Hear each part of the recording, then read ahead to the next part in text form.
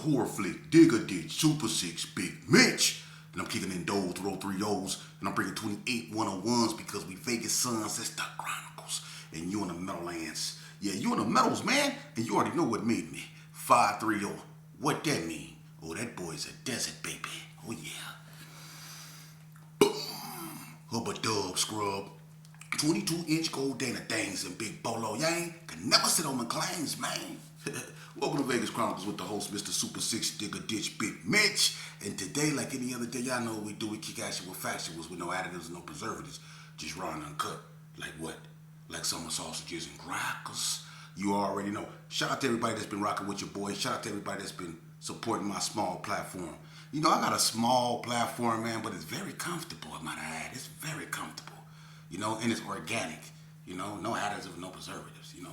But let's get right off into it. You know, I answer questions, man. I got a partner, man. Shout out to Dante Spencer, man. He wanted me to do a video concerning music and the impact of it. I did a video on that, but he want me to talk about, you know, the music of my era, you know, and compare it to the music of not just this generation, but the generations that preceded it.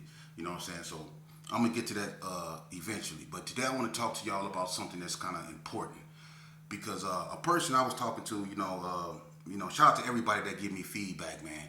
And we was talking about, you know, at what point, you know, did, you know, gangs, you know, in Vegas during my era, you know, at what point did they really start turning against one another, you know? And I spoke kind of on that a little bit, but I never really got in depth in that. And I can't really talk about other people's neighborhoods, you know what I mean? I could talk about my experiences and what I went through, you know? And I'm gonna tell you something, man. Like I said in previous videos, you know, what I've noticed, and this is just my opinion, what I noticed is that during the crack epidemic in '85 and stuff like that, I noticed that the attitudes of so-called homeboys started to change, you know, with the fluctuation of drugs and stuff like that, and the money, you know, and people started having things and stuff like that, and then certain people, they wasn't. You had people that totally focused on selling drugs, you know, making their money, keeping their cars and all that old stuff. And then you had people that was solely focused on gang banging, you know, walking around, $20 in their pockets, a pistol, a flag, and a 40. They was cool with that, you know, looking for the enemy, you know. So you had two type of persons up in the neighborhood, those that was out there jacking, gang banging, doing all that, and the ones that was clean, that was having money, that had the women, that had the cars, that had the curls, that had the jewelry, you know, you had them. Now, some of them used to gang bang too, but then they quickly realized you can't have money and gang bang at the same time. That's not gonna work, you know. But I'm gonna tell you something. When homies really start turning on each other, I'm gonna give you a prime example. One of the persons that really bought gunplay in the neighborhood where I'm from was I'm gonna tell you this here, Donald Ray Page. Anyone that know Donald Ray Page knew that he was a little guy. Donald Ray Page was a little bitty dude. He ain't never been big. He was a little dude, right? D-Ray been having money since money was to be made, right? And he had a lot of women. He was messing with Seal Clark, a whole bunch of people. And a lot of people used to be jealous of D-Ray, man, because of the money he was having. You could put D-Ray underwater, he go figure out a way to make money, you know? And D-Ray used to get into a lot of conflicts. Dudes that used to be bigger than D-Ray used to always want to fight him, man, you know? And I remember him and Big Nag got into it over a lot. And Nag fired on Donald Ray, you know, and, you know, knocked all his teeth out or whatever. D-Ray got back at Nag. He put that pistol on Nag, you know? But I'm going to tell you something. What happened with D-Ray, you know, he got into it with a cat out of Vegas Heights named Boo. Anybody that know Boo and Carrie got unalived, I think, in '89. But Donald Ray and Boo got into it, and Boo ended up shooting Donald Ray in the neck. After that happened, D-Ray kind of like went ham. When he healed from that, D-Ray started putting that pistol on people. And anybody that know D-Ray, they know that's the first thing D-Ray go do. D-Ray go get that thing. And anybody that ever been in conflict with D-Ray know that D-Ray, he go put that pistol on you. He wasn't scared of that. And that's how he got his reputation. You know, everybody remember the incident between Donald Ray Page and Hercules up out of West Coast Bloods. They had a bunch of episodes where they got into it, you know what I mean? But D-Ray is the one that really bought that pistol play up in the Gerson when it came to homies getting into it with homies. And it wasn't because he was a bad dude. It was because people was trying to jump on D-Ray. It was a lot of people jumped on D-Ray, man. You know, I remember the incident with D-Ray and Lil Gus.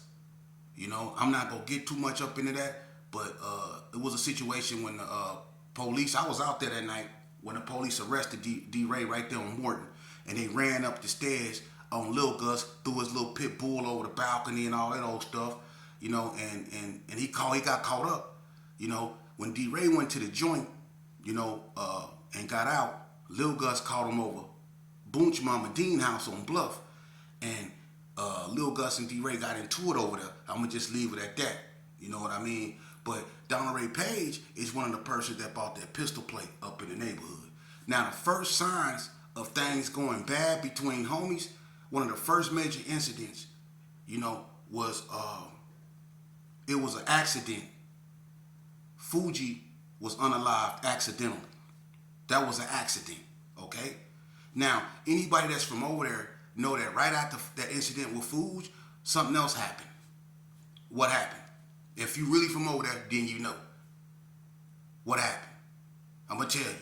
Right after Fuji dog incident, Trip Mac got into it with the 40 blocks.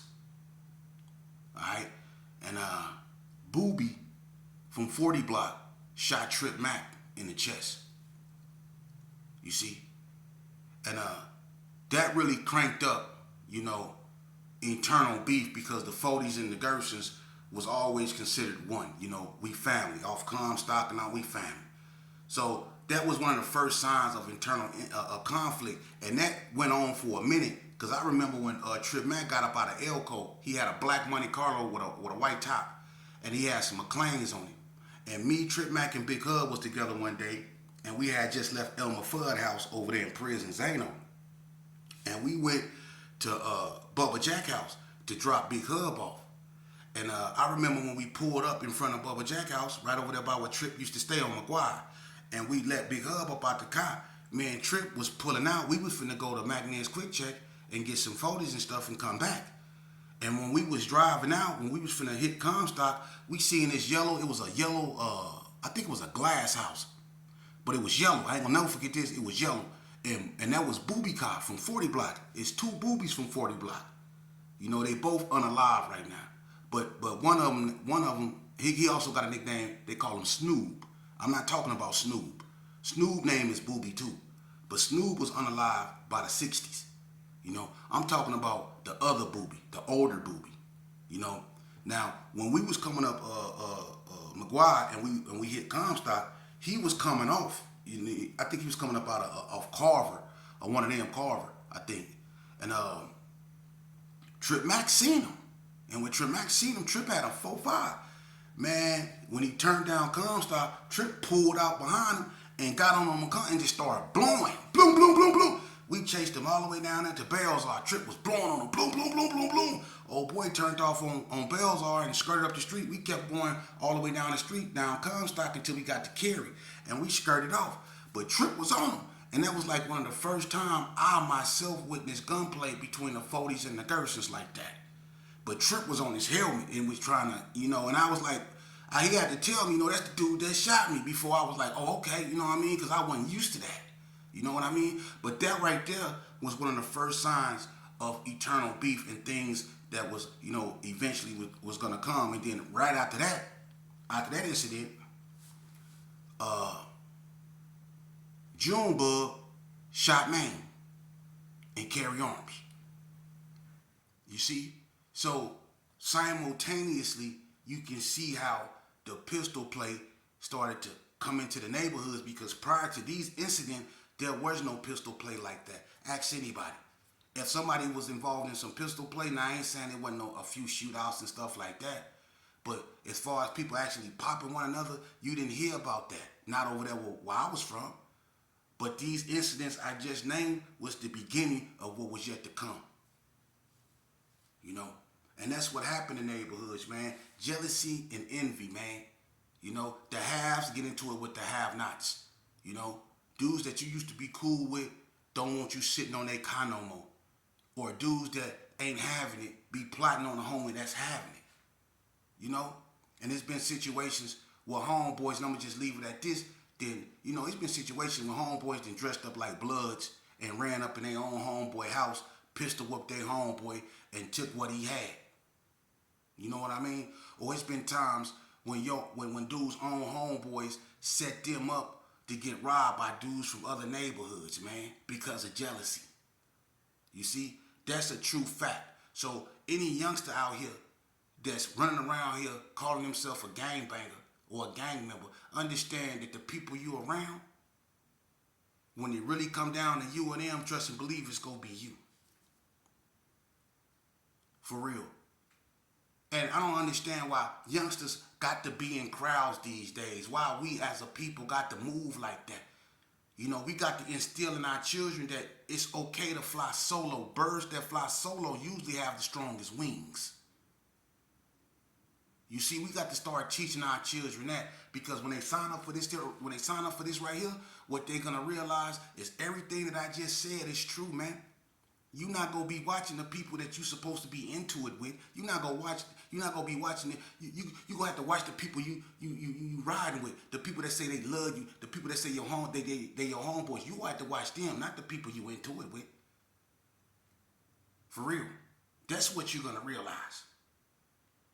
Especially when you go to the penitentiary.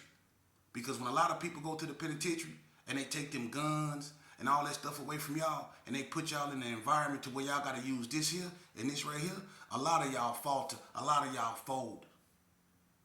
I was corresponding with a partner of mine, shout out to Vato Wack. And Vato Wack, I use him as an example because he Native American. And being from a black gang, you know, Vato went through a lot, man. He had to prove himself. You know, you just can't hang around us and just hang around us just be. Now you gonna have to show us what you about, and he showed us. He put down a bunch of demonstrations, man. Vato, I can say, got the heart of a lion. I remember when him and D-Dub from White Street got into it.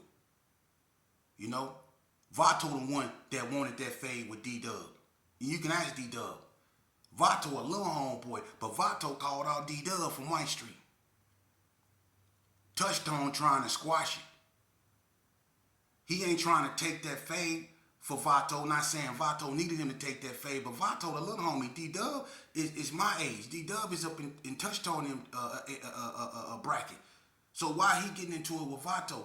You know what I'm saying? But Touchstone, he squashed it. Vato wanted that fade, though. Ask anybody. And Vato then went in the room with a couple homeboys.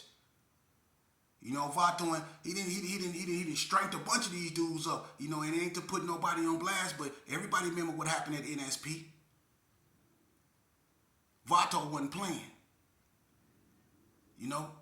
But me and him was talking, and, you know, a lot of people don't understand what we went through back during that time when we was fighting the Cali boys and fighting the COs and stuff like that. We made it so the little homies now can be on the yard. It's because of people like us, Vato Wack, J-Lo, Wick Dub, and all people like that was really putting in work. So the little homies can walk the yard. But a lot of these cats up out here that's doing this here and poking their chests out, they wouldn't have never ever made it up under them circumstances, man, because you have to be more than just a bunch of words. You have to be more than just a cold walk. You have to be more than just a rapper. You see? And for Vato and myself to be able to rise above the fray and be blessed with a family, be blessed with him with an occupation and me with a peace of mind, that's priceless, man. But when we sit back and we look at these youth and what they're going through today, we just shake our head in disgust, man. You know? And it's sad because, you know, a lot of people not here no more because of jealousy and envy. I had a little homeboy, man. We was in a joint together, man, and his name was J-Lo, Jonathan Graves. Good youngster. His daddy name was Hot Dog.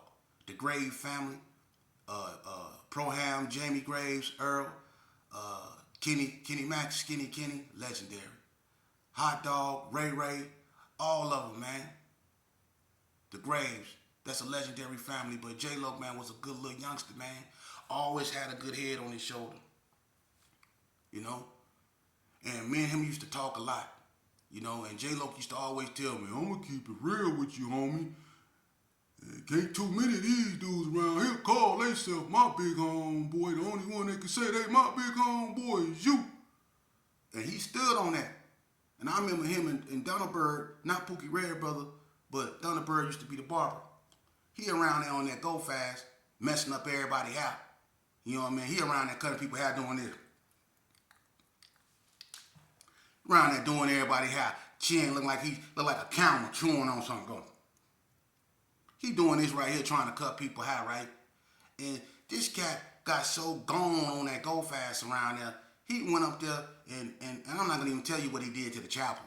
Donaldberg, y'all remember what he went up there and did to the chapel at High Desert State Prison? This cat went up there in the chapel, right, full of that go fast, and I'm gonna tell you what he did. He walked up there in the chapel, unzipped his pants, and put his thing out and put it up on the chaplain desk. Man, they had that dude in all kind of locks and rear naked and darts chokes coming up out of there, man. For real. But anyway, on this particular day, we was down there by Unit 3 and 4. By Unit 3, right? And he around there full of that go fast, tweaking and stuff.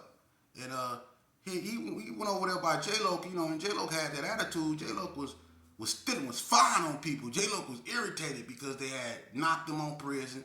Knocked him in the visiting room. That he got caught up in the visiting room for the second time. They was about to take his parole. He was just going through a lot of stuff, man. And I remember Donaldberg walked up on him playing, man, and J-Lo fired on him. Boom! Dropped him. And that's his big homie, but he dropped him. Loke wasn't playing. You know what I mean? Loke wasn't no joke, man. You know? And I used to talk to him, you know what I'm saying, all the time. He had it so cool. Darvish Cooper. Everybody know Darvish Cooper. You know what I'm saying? Always lying. You look up the word lie, you'll see him right there with a little ass tank top on smiling. That's Darvish Cooper. But anyway, he had him so scared, he couldn't even throw K's around him. I used to try to give him one to see if he really was that scared of J-Lo. Like, you ain't gonna give me no K? Man, quit playing, shit. I'm not playing. Well, you better give me a K, man. Give me a K. He would not give me a K. And J-Lo was sitting right there looking at him. I wish you would. And was sitting there looking at him. He would not get. I was like, give me a K. He would not give me a K. I could not believe that.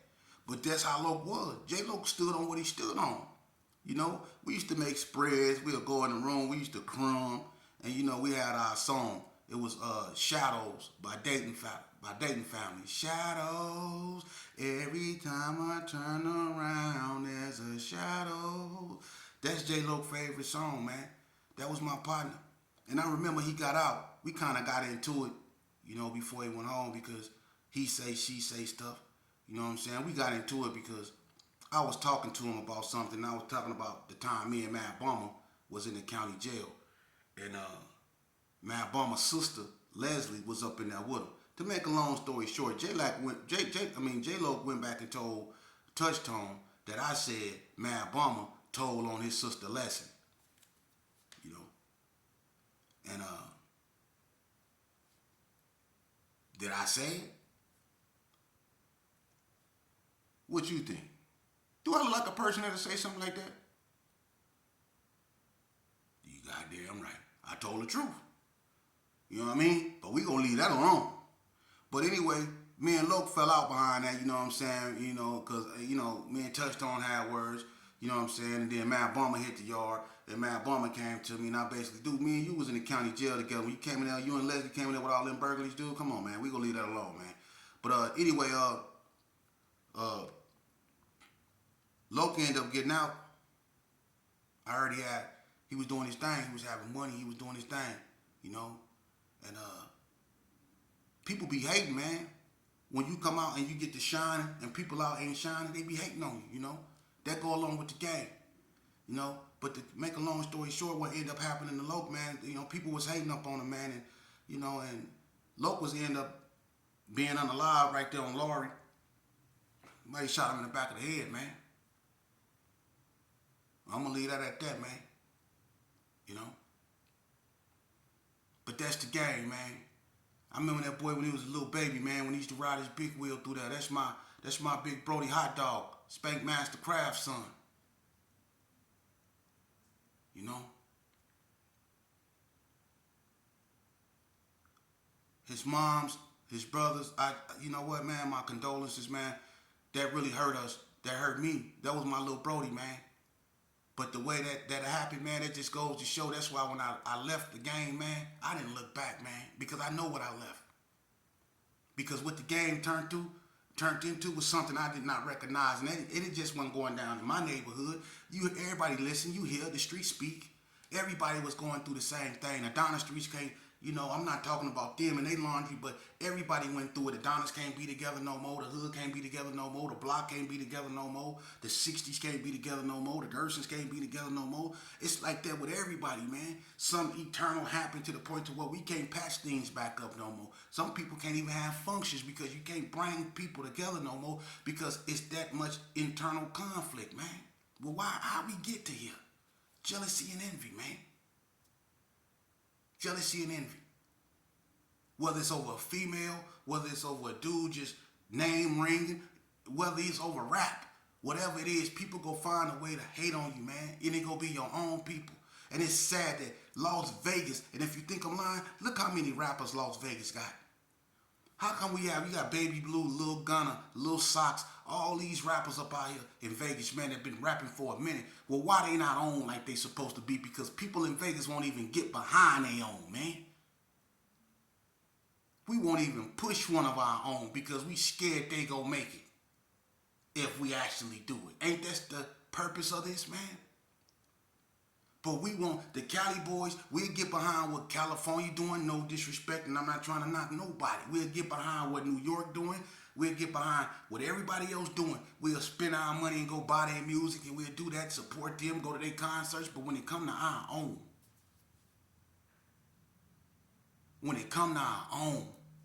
we won't support them. And that's sad, man. That's sad. But when we up in the penitentiary, we screaming Vegas. We putting our life on the line for Vegas. I done been stabbed up behind so-called defending Vegas backyard from out-of-towners. Come on, man.